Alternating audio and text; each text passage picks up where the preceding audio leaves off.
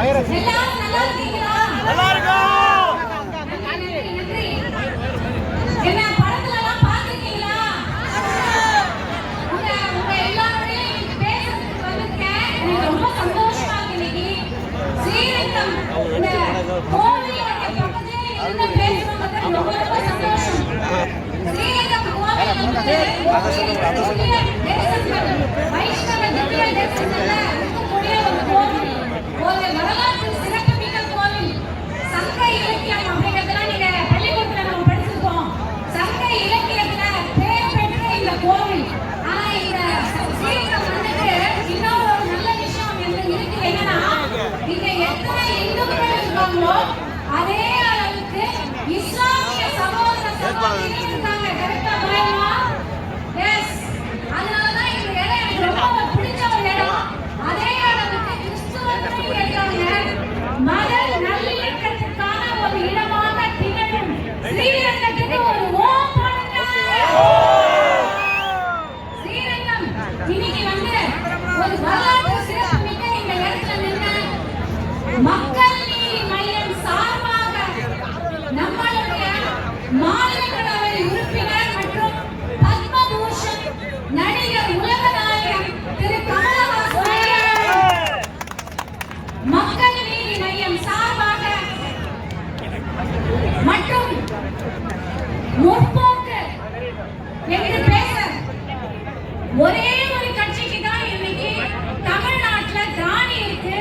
சமூக நீதினு பேசுவதற்கு ஒரே ஒரு கட்சிக்கு தான் இன்னைக்கு திராணி இருக்கு. தமிழ்நாட்டுல வளர்ச்சி அப்படின்னு பேசுவதற்கு ஒரே ஒரு கட்சிக்கு தான் உரிமை இருக்கு. தமிழ்நாட்டுடைய தனி உரிமையை பேசுவதற்கு, மகளிருக்கான உரிமையை பேசுவதற்கு தமிழ்நாட்டுல ஒரே ஒரு கட்சிக்கு தான். வணக்கம் அனஸ் வாங்க. ஒரே ஒரு கட்சிக்கு தான் திராணி இருக்கு. அது யாருன்னா மதச்சார்பற்ற முற்போக்கு கூட்டணியுடைய தலைமையில் இருக்கக்கூடிய திராவிட முன்னேற்ற கழகம். அந்த திராவிட முன்னேற்ற கழகத்துடைய சார்பாகவும் மக்கள் நீதி மையம் சார்பாகவும் இன்னைக்கு ஒரு நடிகையாக மட்டுமில்லாம உங்கள ஒருத்தியா, ஒரு தமிழச்சியா, இந்திய பிரஜையா இன்னைக்கு உங்களுக்காக பேசுவதற்காக நான் இங்க வந்திருக்கேன். தாய்மார்களே, சகோதரிகளே, சகோதரர்களே, அப்பா, அம்மா, நண்பாஸ், நண்பீஸ்லாம் நான் பேச போதில்லை. ஏன்னா அதெல்லாம் வந்து அரசியல் பேச்சு. அரசியல் செய்வதற்கு நம்ம இங்க வரல. நம்ம இன்னைக்கு மக்கள்கிட்ட பேசுறதுக்காக நான் இங்க வந்திருக்கேன். இன்னைக்கு இன்னும் கமலஹாசன் ஐயா அவர்களை பார்க்கறதுக்கு தான் இன்னைக்கு இவ்வளவு கூட்டம் திரண்டிருக்கு எனக்கு தெரியும். ஏன்னா எனக்கெல்லாம் யாருக்குமே தெரியாது. நான் ஒரு பெரிய ஆளும் கிடையாது. ஆனா இங்க களத்தில் இருக்கக்கூடிய ஒவ்வொரு மக்கள் நீதி மைய தொண்டரும் இவ்வளவு காலமாக மக்கள் நீதி மையத்திற்காக இந்த கமலஹாசன் ஐயா அவர்களுடைய ஒரு கொள்கைக்காக, அந்த கொள்கை பிடிப்போட களத்தில் இருக்கக்கூடிய இந்த தொண்டர்களை பார்க்கும் பொழுது எனக்கு அவ்வளவு பெருமையா இருக்கு. ஏன்னா இன்னைக்கு வந்து நம்ம என்ன சொல்றோம், அரசியல் களம் சூடு பிடிக்கிறது. ஏப்ரல் 23ஆம் தேதி தேர்தல் வருது. எல்லாரும் வந்து வாக்கு கேட்கறாங்க, வேட்பாளர் சொல்றாங்க.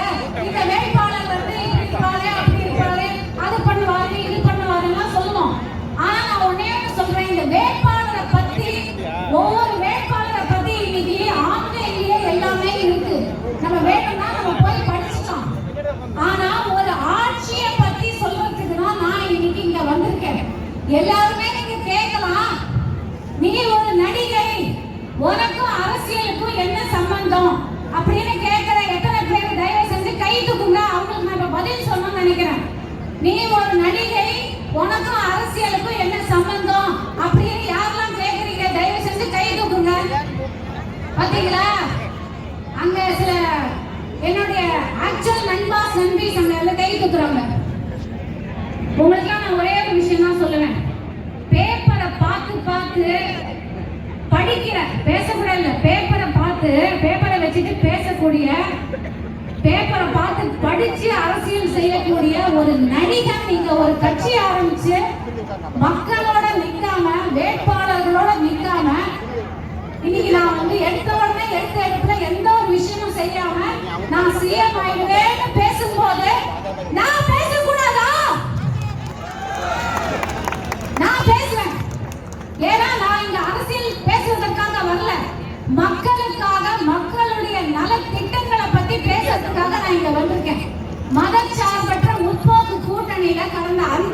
வருஷமா நல்ல நல்ல திட்டங்களை மாண்புமிகு முதல்வர் ஸ்டாலின் ஐயா அவர்கள் நமக்கு கொடுத்திருக்காரு.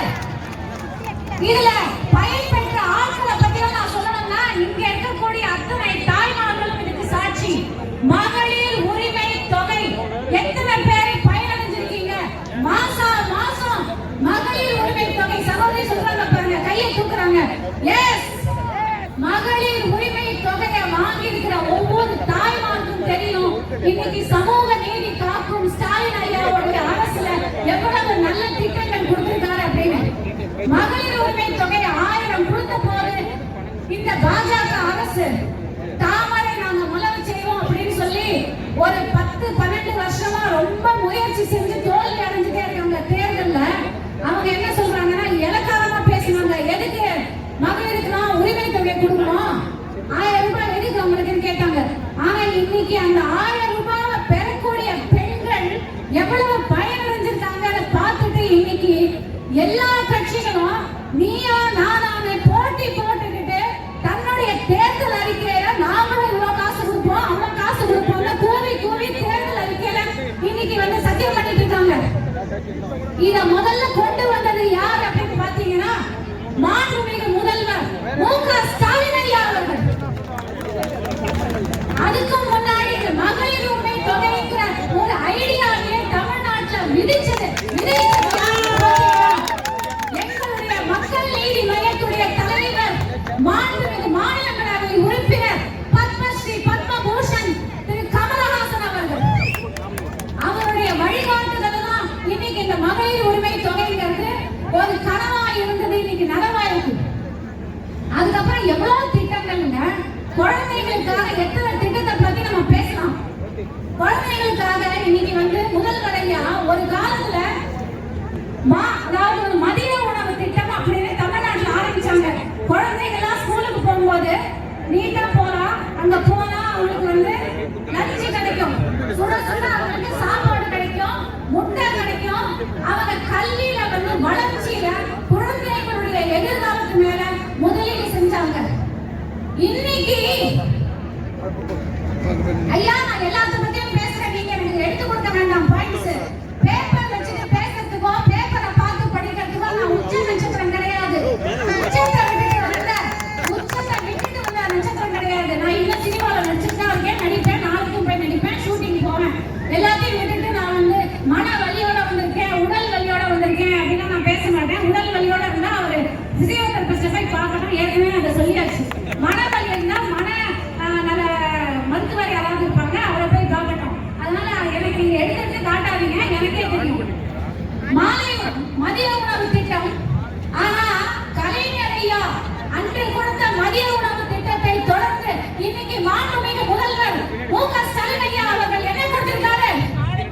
காலை உணவு திட்டம். ஏதாவது ஒரு மாநிலத்துல நீங்க பள்ளிக்கு போற குழந்தைகளுக்கு காலையில சுட சுட உப்புமாவும் பூரியும் பொங்கலும் கிடைக்குதா அப்படின்னு மட்டும் எனக்கு சொல்லுங்க. எங்கேயாவது ஒரு மாநிலத்துல கிடைக்குதுன்னு சொன்னா நான் இன்னைக்கு அரசியல் விட்டு வெளியில போயிடுறேன், சினிமாவை விட்டு வெளியில போயிடுறேன். அந்த அளவுக்கு இப்படி குழந்தைகளுக்கு இல்லம் தேடி கல்வி, அதாவது குழந்தைகள் சில நேரத்துல வந்து வீட்டுல படிக்க அனுப்ப மாட்டேங்கிறாங்க, அதனால இல்ல அவங்களே வந்து டிராப் அவுட் ஆயிட்டாங்க அப்படின்னு வீட்டுல இருக்கும்போது ஆசிரியர்கள் சில கிராமங்கள்ல வீட்டுக்கு போய் குழந்தைகளை வாப்பா நீ படிக்கணும்னு கூட்டிட்டு வராங்க. இந்த அளவுக்கு ஒரு தாய் உள்ளம் படைத்த ஒரு சமூகத்தை தான் நம்ம வந்து உருவாக்கி வச்சிருக்கோம். மக்களே இன்னைக்கு நாங்க வந்து இந்த திட்டம் அந்த திட்டம் அப்படின்னு விளம்பரம் பண்றதுக்காக இதெல்லாம் நான் பேசல. நல்லா யோசிச்சு பாருங்க, உங்களுடைய குடும்பம், உங்களுடைய உரிமை, உங்களுடைய சுதந்திரம், உங்களுடைய பாதுகாப்பு, உங்களுக்கு கிடைக்க வேண்டிய பண உதவி, உங்களுக்கு கிடைக்க வேண்டிய கல்வி, உங்க குழந்தைகளுக்கு கிடைக்க வேண்டிய படிப்பு, உங்க குழந்தைகளுக்கு கிடைக்க வேண்டிய நல்ல திட்டங்கள், உங்க குழந்தைகள் சப்போஸ் வந்து அவங்களுக்கு கிடைக்க வேண்டிய ரிசர்வேஷன், அவங்களுக்கு கிடைக்க வேண்டிய மேற்படிப்பு, உங்களுடைய மனைவிகளுக்கு கிடைக்க வேண்டிய மகளிர் உரிமை. பேருந்துல போறாங்க அப்படின்னா சின்ன சின்ன கிராமங்கள்ல கலெக்டர் கிராமத்துல எல்லாம் இலவசமா நீங்க பேருந்துல போகணும். வீட்டில் பேருந்து ஆரம்பிச்சிருக்காரு. இந்த மாதிரி இத பத்தி இருக்குதுன்னா நீங்க மதச்சா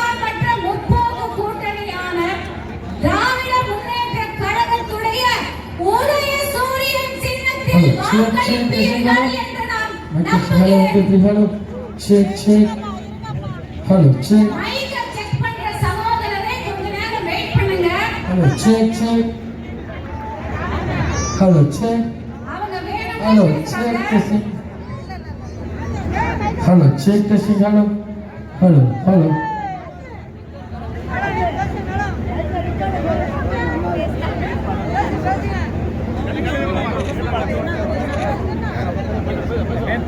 ஆமா தம்பி, நான் அரண்மனை பத்திரிகை இங்க இருக்கக்கூடிய வெற்றி வேட்பாளர் திராவிட முன்னேற்ற கழக சின்னத்தில் உதயசூரியன் சின்னத்தில் இருக்கக்கூடிய வெற்றி வேட்பாளர் ஐயா எஸ் துரைராஜன் அவர்களுக்கு வாக்கு சேகரிப்பதற்காக இன்று மக்கள் நீதி மையத்துடைய தலைவர் பத்மபூஷன் மாநிலங்களவை உறுப்பினர் ஐயா கமலஹாசன் ஐயா அவர்கள் இன்னும் சிறிது நேரத்தில் இந்த இடத்துக்கு வந்து கொண்டிருக்கிறார். அவருக்கு முன்னால் அவருடைய தளபதிகளாக நாங்கள் எல்லோரும் பேச வந்திருக்கிறோம். இந்த கட்சி கொடி அவங்க எல்லாருக்கும் நல்லா தெரியும் நினைக்கிறேன். மக்கள் நீதி மையம் இன்னைக்கு தோளோடு தோள் நிற்போம், நியாயத்தோடு அறத்தோடு நாங்கள் தோள் நிற்போம் அப்படின்னு சொல்லிட்டு மதச்சார்பற்ற முற்போக்கு கூட்டணிக்கு எங்களுடைய சமரசம் இல்லாத ஆதரவை நாங்கள் தெரிவித்துக் கொண்டிருக்கிறோம். இன்னைக்கு நல்லா யோசிச்சு பாருங்க. முதல்வர் ஐயா ஒரே ஒரு விஷயம் சொன்னாரு, அதை இந்த நான் ஞாபகப்படுத்தணும்னு நினைக்கிறேன். இந்த தேர்தல் வந்து ஒருத்தர் சொல்றாரு தீய சக்தி தூய சக்தி, ஒருத்தர் பேசுறாரு, ஞாபகம் சகோதரி, தீய சக்தி தூய சக்தி ஒருத்தர் பேசுவாரு, அவரை விட்டுருங்க. ஆனா முதல்வர் ஐயா ஒரே ஒரு விஷயம் சொன்னாரு, இந்த தேர்தல் திமுகவுக்கும் அதிமுகவுக்கும் உள்ள தேர்தல் கிடையாது, திமுகவுக்கும் பாஜகவுக்குமான தேர்தல் கிடையாது. என்ன சொன்னார் அவரு? தமிழ்நாட்டுக்கும் டெல்லிக்குமான தேர்தல், தமிழ்நாட்டுக்கும் டெல்லிக்குமான தேர்தல் இது. டெல்லி நம்மளை எப்படி வஞ்சிக்கிறான், இன்னைக்கு நம்மள ஹிந்தி படின்னு நம்மள அழுத்துறான், நம்மளுடைய ஒவ்வொரு திட்டத்தையும் ஹிந்தியில பேர வைக்கிறான். ஏற்கனவே நம்ம குழந்தைங்க ஆங்கிலத்தையும் தமிழையும் படித்து வெளிநாடுகளுக்கும் சென்று மருத்துவராகவும் என்ஜினியராகவும் ஐடி ஃபீல்டிலையும் நம்ம குழந்தைங்க இளைஞர்கள் போய் வேலை பார்த்துட்டு இருக்காங்க. இந்த நேரத்தில் அவங்களுக்கு எதுக்கு ஹிந்தி அப்படின்னு கேட்டா, இதுதான் புதிய கல்வி கொள்கை, இதை நீங்க படிக்கணும், எல்லாரும் ஹிந்தி படிக்கணும் அப்படின்னு ஹிந்தியை திணிக்கிறதுக்கு ட்ரை பண்றான். ஹிந்தியை திணிக்கிறதுக்கு ட்ரை பண்ணா கூட பரவாயில்ல, அவனுடைய கடவுளை திணிக்கிறதுக்கு ட்ரை பண்றான்.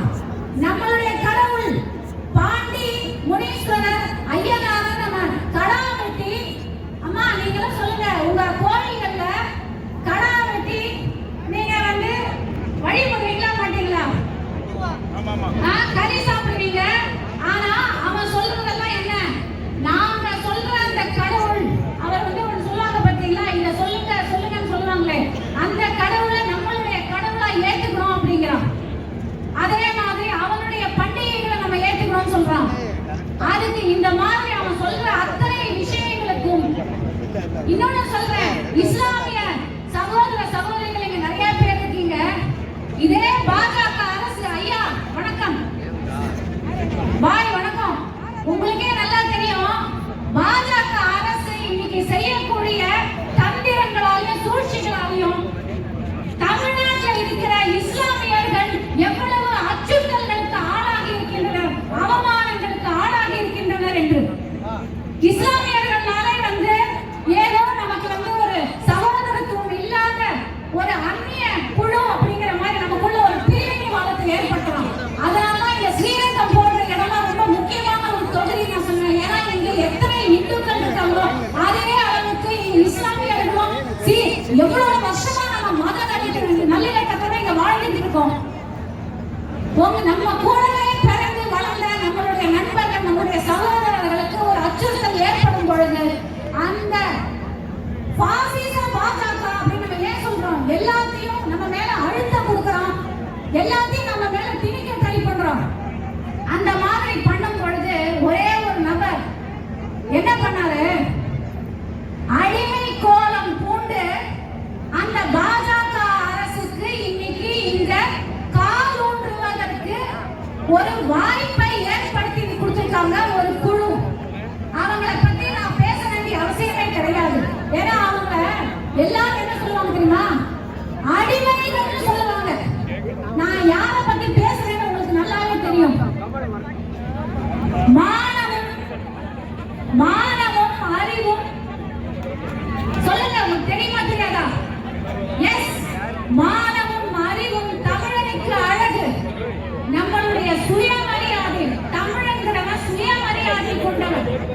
இது அண்ணா வாழ்ந்த மண், பெரியார் வாழ்ந்த மண், காமராஜர் ஐயா வாழ்ந்த மண், வீர பெண்மணி வேலு நாச்சியார் வாழ்ந்த மண், வாஞ்சிநாதன் வாழ்ந்த மண், பாரதியார் வாழ்ந்த மண். இத்தனை பேர்கள் இருந்த பொழுது நம்ம எதுக்கு அடுத்தவனுக்கு அடிமையா இருக்கணும்? அடிமையா இருக்கிறதுக்கு நம்ம என்ன வட மாநிலங்களா? தாமரை இங்க மலர் செய்ய சொல்றாங்க. தாமரை இங்க மலருமா மலராதா? தாமரை இங்க மலர முடியுமா மலராதா? நன்றி. இது ஒன்னே போறோம் இந்த வார்த்தை. ஏன்னா எவ்வளவுதான் கஷ்டம் வந்தாலும் ஒரு குடும்பத்துக்குள்ள நம்ம என்ன சொல்லுவோம்னா, எங்க குடும்ப பிரச்சனை நாங்க பாத்துக்கிறோம், நீ யாரா வெளியில இருந்து வந்து எங்க மேல வந்து அடிமைப்படுத்துறது? நீ யாரு வெளியில இருந்து வந்து வேற ஒரு மொழியை பேசிட்டு, வேற ஒரு முகமொழியை போட்டுட்டு, வேற ஒரு சாயத்தை பூசிட்டு, நீ யாரு எங்களுடைய பிரச்சனைகளை வந்து எங்களுக்கு தீர்க்கிறேன்னு சொல்றது? நீ தீர்க்க வரல, நீ எங்களை ஒழிச்சு கட்டுறதுக்கு வந்திருக்க.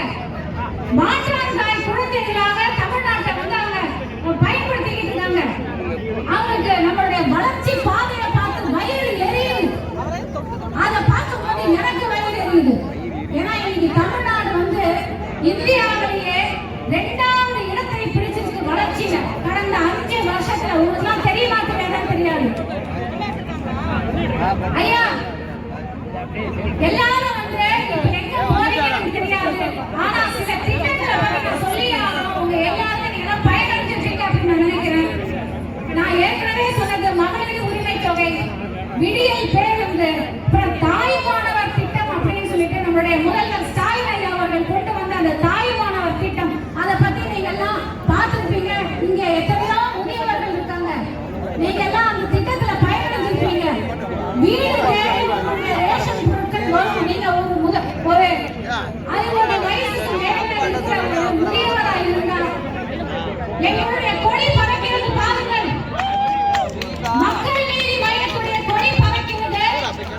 மதச்சார்பற்ற முற்போக்கு கூட்டணியான திராவிட முன்னேற்ற கழகத்துடைய வேட்பாளர், வெற்றி வேட்பாளர் திரு எஸ். துரைராஜன் அவர்களுடைய வெற்றிக்காக, அவர் சூட வேண்டிய வெற்றி வாகைக்காக இன்று வாக்கு சேகரிப்பதற்காக நம்மளுடைய மக்கள் நீதி மைய தலைவர் பத்மபூஷன், பத்மஸ்ரீ மாநிலங்களவை உறுப்பினர் திரு கமலஹாசன் ஐயா சற்று நேரத்தில் இங்கு வரவிருக்கிறார்.